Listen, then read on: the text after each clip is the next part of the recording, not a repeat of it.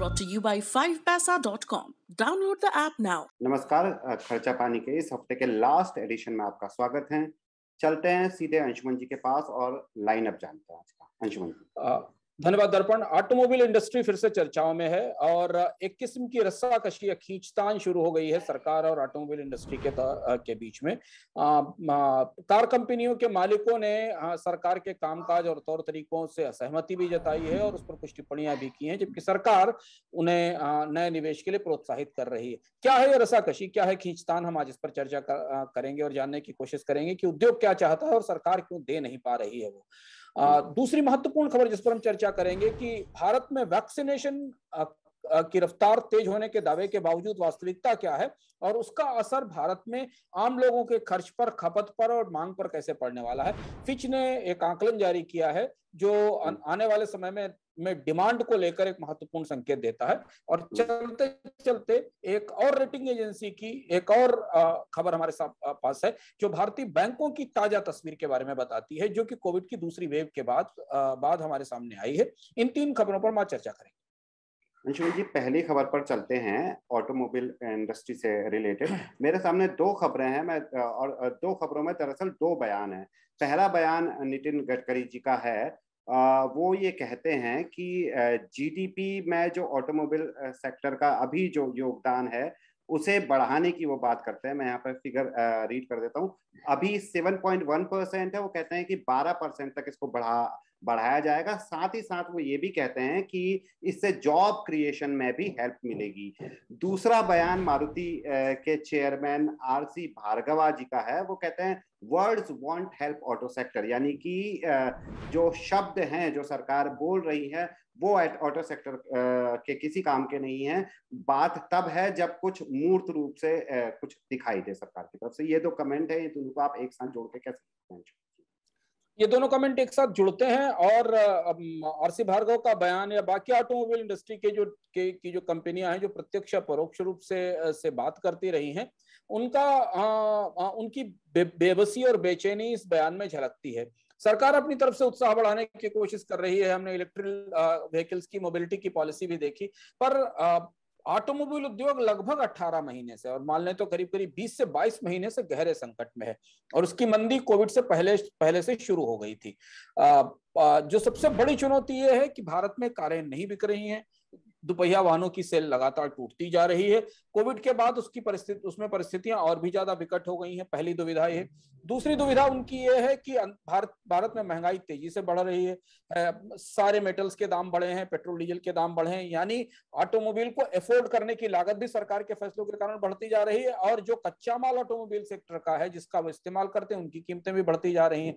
और ये पैराडॉक्स है, ये असंगति है कि भयानक मंदी के बीच में मारुति ने अपनी कीमतें 4 बार बढ़ाई, हुंडई ने अपनी कीमतें बढ़ाई, टाटा ने अपनी कीमतें बढ़ाई। ऐसा दुनिया में नहीं होता होगा कि जब बाजार में मंदी है, डीलरशिप बंद हो रही है, कार लोग नहीं खरीद रहे हैं, फिर भी कार कंपनी अपनी कीमतें बढ़ा रही हैं।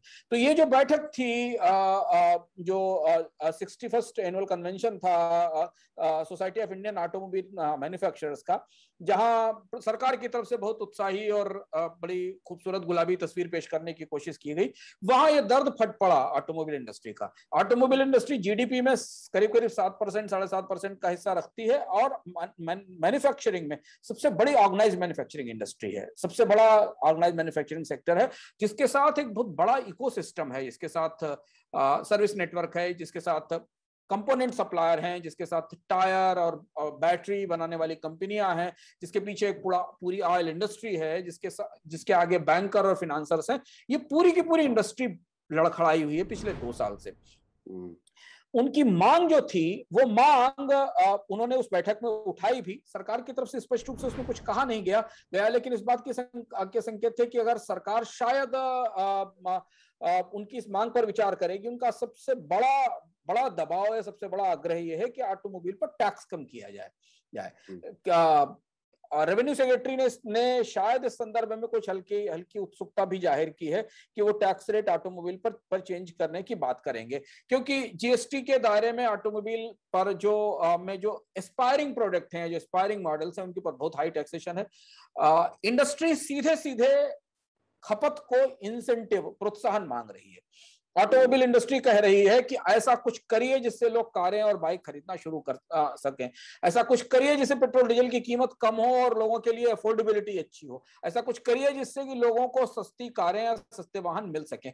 और दुविधा यह है कि हम जब सस्ती चीजों की बात कर रहे हैं, जब डिमांड बढ़ाने की बात कर रहे हैं, तो प्रोडक्शन की लागत भी बढ़ी हुई है और महंगाई भी काफी ज्यादा है। ये वो रस्साकसी है जो आपको दो बयानों में अलग अलग दिखाई देती है। इस बीच में सरकार एक तरफ मोबिलिटी और ई व्हीकल्स की पॉलिसी पर को लगातार फोकस करने की कोशिश कर रही है। जब ऑटोमोबाइल कंपनियों से हमारी बात होती तो उनका मानना यह था कि उसकी तो अफोर्डेबिलिटी, उसका सर्विस, उसका इंफ्रास्ट्रक्चर और उसमें होने वाला निवेश तो तब आएगा जब हमारी जो ट्रेडिशनल ऑटो इंडस्ट्री है वो पहले अपने पैर पर खड़ी हो जाए, वो अपने घाटे से उबर कर सामने आ सके। तो ये वो दुविधा है जो दुविधा निकलकर सामने आने लगी है। हो सकता है कि सरकार ऑटोमोबाइल्स इंडस्ट्री के लिए किसी पैकेज पर या कर रियायतों पर आगे इसके बाद विचार करे। अंशुमन जी, दूसरी खबर हम आप और दर्शकों जैसे आम ग्राहकों से जुड़ी है। एक तो फिंच ने अपने स्पेंडिंग फोरकास्ट को स्लैश किया, मतलब हाउस होल्ड स्पेंडिंग में भारत कितना खर्च करेगा ये अनुमान घटाया है। साथ ही कंसल्टिंग फर्म कंतार की स्टडी से हमें पता चलता है कि जब सस्ते और सस्टेनेबल के बीच चुनने की बात आती है तो ग्राहक पहले विकल्प की ओर जाना पसंद करते हैं। मैं आपसे रिक्वेस्ट करूंगा कि फिंच की जो स्टडी है उसके बारे में थोड़ा विस्तारपूर्वक बताइए। अब फिच का जो आकलन है वो हमें चिंता में डालता है। एक तरफ जब प्रधानमंत्री और वित्त मंत्री और सारे लोग ये कह रहे हैं कि इकोनॉमी में ग्रीन शूट्स दिख रहे हैं, रिकवरी के संकेत मिल रहे हैं, तब ये एजेंसी ये बता रही है कि भारतीय परिवारों की जो खपत खर्च है उसके बढ़ने की रफ्तार 9.1% से घटकर 8.9% के आसपास आ गई है। और ऐसा इसलिए हुआ है क्योंकि पहली चीज, सबसे बड़ी चीज यह है कि भारत का वैक्सीनेशन कार्यक्रम अभी भी उतनी तेज रफ्तार से नहीं चल रहा है जितनी तेज रफ्तार से उसे चलना चाहिए। इन्होंने इसमें आंकड़ा दिया है कि भारत में केवल 32.5% पॉपुलेशन को अभी वैक्सीन लग पाई है, जो एशिया के प्रमुख देशों के एवरेज से भी कम है। और इसलिए जो जिस तरीके का कॉन्फिडेंस शॉपिंग में कंज्यूमर्स के लेवल पर होना चाहिए वो नहीं दिखाई दे रहा है। लोग बड़े बाहर निकलकर खरीदारी करने या कंजम्पशन स्पेंडिंग करने रेस्टोरेंट्स, होटल और ट्रैवल शुरू नहीं कर रहे हैं। फिच का यह भी कहना है कि पिछले साल 2020 में भारत की कंजम्पशन स्पेंडिंग करीब 9.3% कॉन्ट्रैक्ट हो गई थी, क्योंकि पिछले साल लॉकडाउन था, लोगों ने खर्च नहीं किया, लोग बाहर नहीं निकले। वहां से वापस लाने के लिए बड़े पैमाने पर भारत में कंज्यूमर खपत बढ़ानी होगी। फिच का आंकड़ा कहता है कि 2019 का जो स्तर था वो 72.6 ट्रिलियन 72.6 लाख करोड़ रुपए की स्पेंडिंग का था, जो भारत में कंज्यूमर्स ने स्पेंडिंग की थी। इस लेवल तक पहुंचना इस साल मुश्किल दिखाई दे रहा है, यानी 2019 के स्तर तक पहुंचना इस साल मुश्किल दिखाई दे रहा है।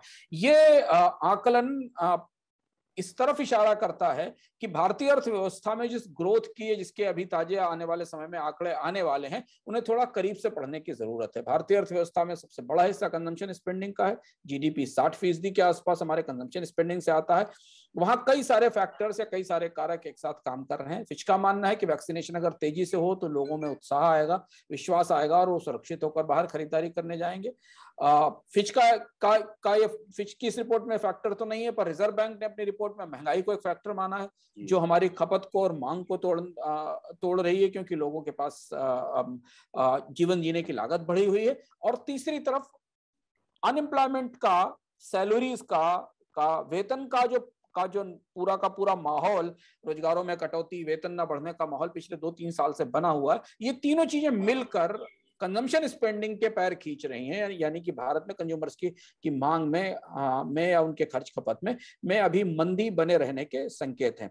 तो इसलिए जब आपके सामने जीडीपी की बढ़ोतरी का तिमाही आंकड़ा है जो आने वाला है और जिसमें आपको लगे कि भारतीय अर्थव्यवस्था ने अच्छी बढ़ोतरी दिखाई है, हालांकि वो पिछले साल के बेस इफेक्ट के कारण होगी, तो पलट कर ये जरूर देखिएगा कि भारत में आम लोगों की खपत, उनकी मांग, उनकी डिमांड का आंकड़ा क्या कहता है इस तिमाही में। क्या लोगों ने खर्च करना शुरू किया, क्या लोग बाहर निकलने लगे? और अगर वैसा नहीं है तो भारत की मंदी में रिकवरी में समय लगेगा। अंशुमन जी, तीसरी खबर की ओर को चलते हैं। अगर शायरों की जबान में कहूं तो रेटिंग एजेंसी मूडी का कहना है कि एसेट रिस्क रूपी जो आदि है वो उसके बीच भी भारत की बैंकिंग का दिया रोशन रहेगा। आपने मूडीज के इस असेसमेंट से क्या निष्कर्ष निकाले हैं? ये गिलास आधा खाली और आधा भरा है। पहली चीज तो ये कि लंबे समय के बाद बैंकिंग उद्योग की सेहत को लेकर थोड़ी सी सकारात्मक खबर आई है, और उस खबर को प्रोत्साहित किया है बैंकों के ताजे मुनाफों ने, जो मुनाफे में दिखाई दिए, जिस पर हम खर्चा पानी के पिछले संस्करणों में चर्चा करते रहे हैं। बैंकों ने सरकार के तमाम प्रोत्साहन और कोशिशों के बावजूद अपनी लेंडिंग को सीमित रखने में और रिस्क कम लेने में की जो कोशिश की, उसका नजर दिखाई दे रहा है। मूडीज ने यह कहा है कि भारत में बैंकों की जो एसेट क्वालिटी है, यानी उनके कर्जों की जो स्थिति या रिकवरी है, वो और गिरेगी, खराब होगी।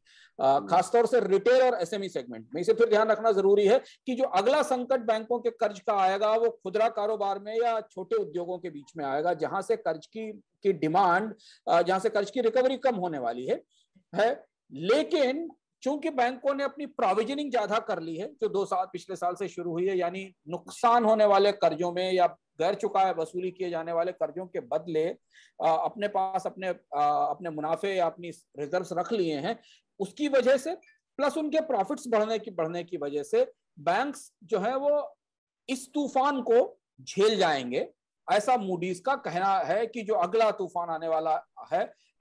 हाँ, लेकिन उनका ये कहना ये था कि बहुत सारे सेक्टर्स में, मूडीज का कहना है कि बहुत सारे सेक्टर्स में कर्ज में वसूली की रिकवरी की समस्या अभी भी बनी रहेगी, और जिसका असर हमें बैंकों की सेहत पर दिखाई देगा। अब बैंकों पर निगाहें पूरी दुनिया, भारतीय बैंकों पर पूरी दुनिया की एजेंसियों की निगाहें हैं, और खासतौर पर इस समय तो सबसे ज्यादा है, जब एक तरफ बैंक लोन रिस्ट्रक्चरिंग की प्रोसेस में है, दूसरी तरफ वो मॉरेटोरियम से हुए नुकसानों का आकलन करने की कोशिश में है, कर्जों की वसूली बढ़ाने की कोशिश में है, तीसरी तरफ सरकार बैंकों का निजीकरण करने की तैयारी में है, जिसका जो प्रस्ताव अलग से विचार में है, और चौथी तरफ बैड बैंक बनाने की तैयारी की जा रही है। तो बैंकिंग एक ऐसा हैपनिंग स्पेस है पॉलिसी की दृष्टि से, जहां बहुत सारा घटनाक्रम दिख रहा है। उस बीच में मूडीज की खबर कम से कम इतनी तो आश्वस्त करती है कि अंतर्राष्ट्रीय एजेंसियों का नजरिया भारतीय बैंकों की मजबूती को लेकर पिछले 5-6 महीनों में थोड़ा बदला है। शुक्रिया अंशुमन जी। तो ये था आज का खर्चा पानी। अगले हफ्ते मंडे को फिर हाजिर होंगे। शो को लेकर दर्शकों की कोई भी राय या सुझाव हो तो वो कमेंट बॉक्स में हमें जरूर बताएं। नमस्कार।